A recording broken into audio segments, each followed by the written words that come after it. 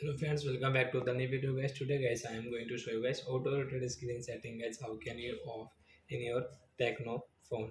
Guys when you open your YouTube and guys any app guys and you guys your phone rotate automatic guys.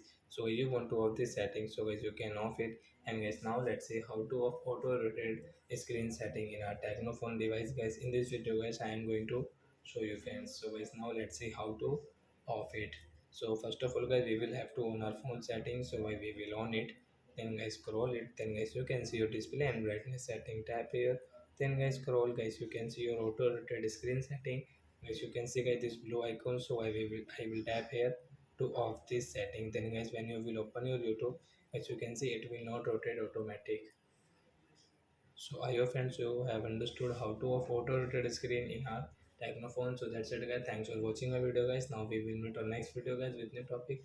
Before going guys, please go and like my video, subscribe my channel. Bye bye friends.